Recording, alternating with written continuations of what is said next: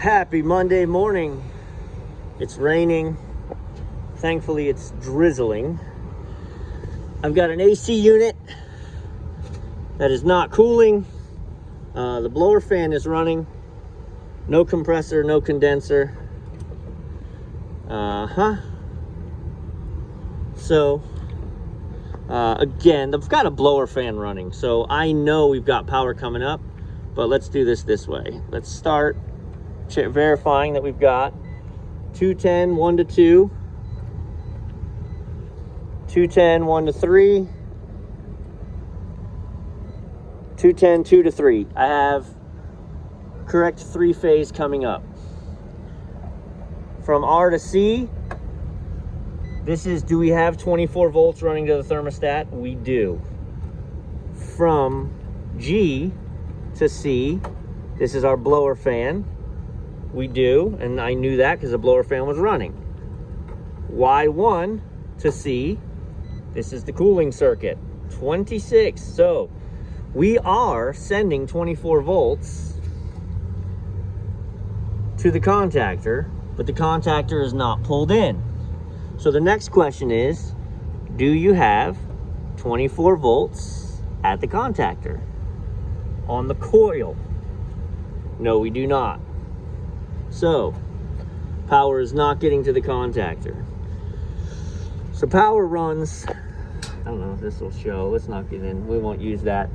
The simplest scenario is that control voltage, the 24 volts coming from yellow, circuit 1 has to run in and out the low pressure control, in and out the high pressure control.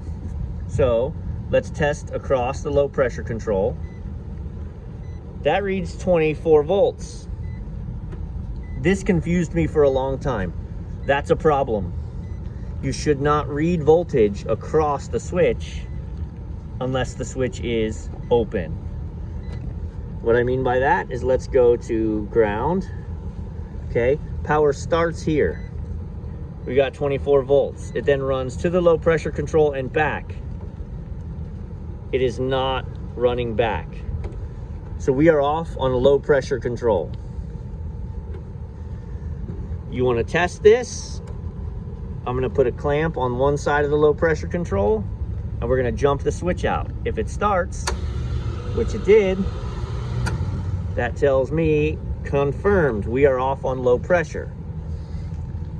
Now, are we off on low pressure because we're low on pressure, or are we off on low pressure because we have a failed switch? Bad news. This unit is flat out of gas, dead, empty.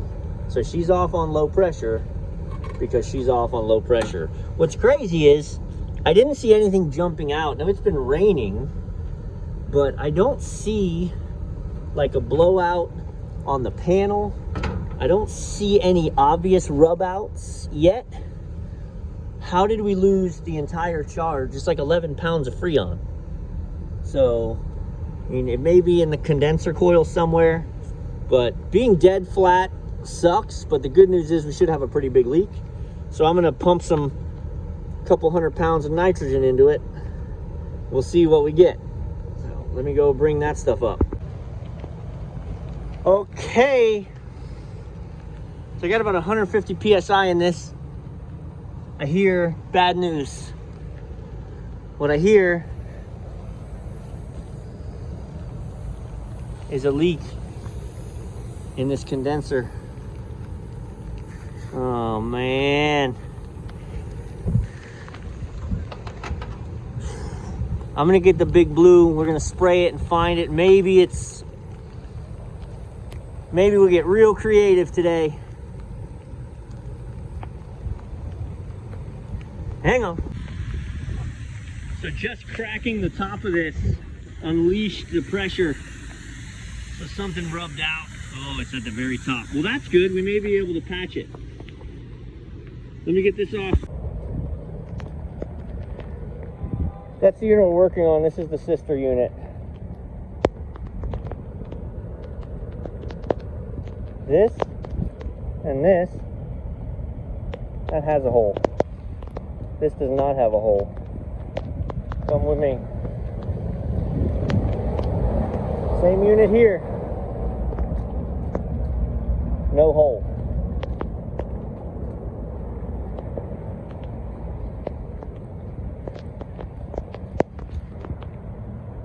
Hole. Right into the condenser.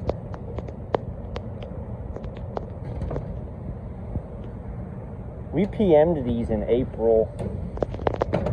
We did all the coil cleanings, so I've got some calls out.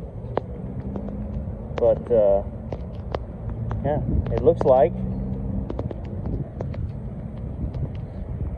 when that maintenance was done, they just self-tapped this back in. They pulled this out, cleaned the coils, and then very diligently put all the screws back in, even the one that didn't have one. Boy. I mean, I've got a couple guys we're working to train that do the PMs and the cleaning for me. I don't wholeheartedly blame them for this. They're trying to do the right thing and put screws in, but when there wasn't a hole there, that should have been the red flag. So, by the way, since I never told them, now consider yourselves told, on these little Carrier 5 and 6 ton units, can't run screws on the condenser side because it's properly seated. They split the coils when we clean them, so they actually take this off, split the coils. Man. So here we are. What I'm hoping, above hope, is that I can get a coupler for this, cut it down one side, open it up, put it on like a submarine patch with the opening here, because I can't just torch this or it's going to booger up inside, I think. So I'm going to cut this back a little bit more, but that's what we're working with. Alright, I don't love this, but we're going to see if it gets by. Let's look at the inside.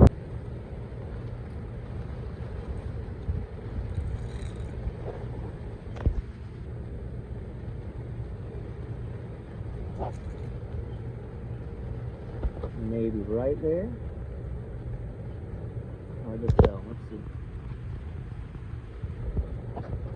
Hard to tell. Let me get the real mirror. I think we got her. We got nitro in the system.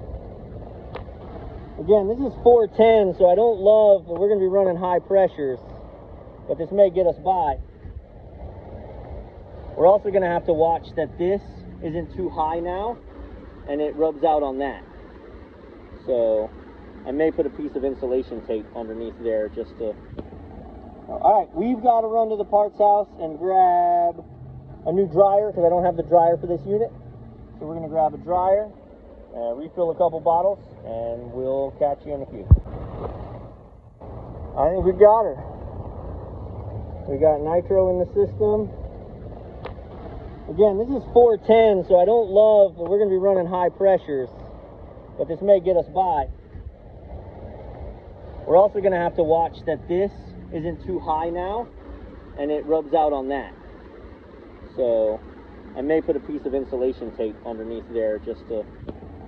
Alright, we've got to run to the parts house and grab a new dryer, because I don't have the dryer for this unit. So we're going to grab a dryer, refill a couple bottles, and we'll catch you in a few. Alright, we parked about 300 psi of nitrogen in it.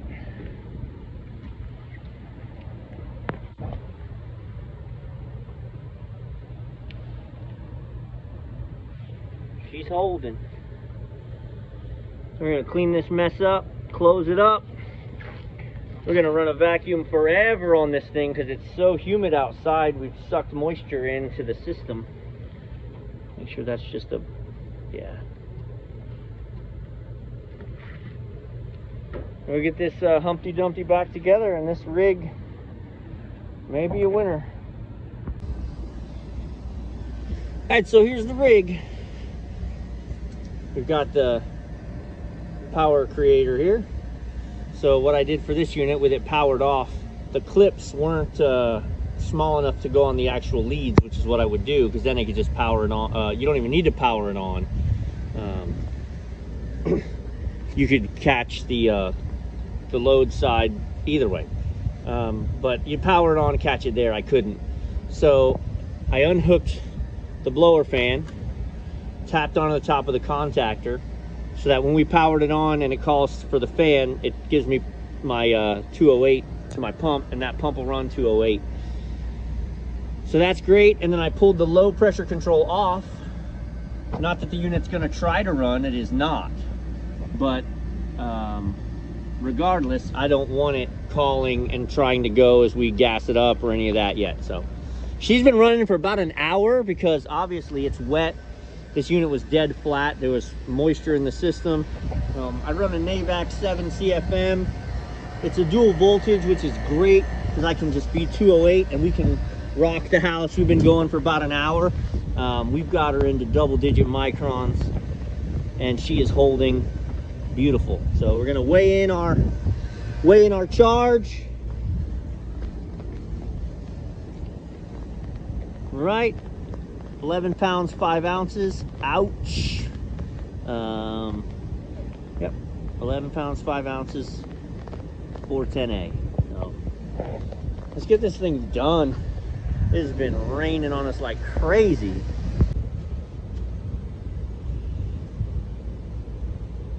Real nice and slow in the liquid side. The unit would come on if I asked it to, but I want to get more charge in. I want to get at least, I don't know, at least half the charge in, probably 75%, and we can kick it on and let the compressor do the work. 11.5. All right, 11 pounds in. She fired up. We're running 410. So we're still a little low on pressure, but it's a rainy day. The coil's wet. She's slowly building up.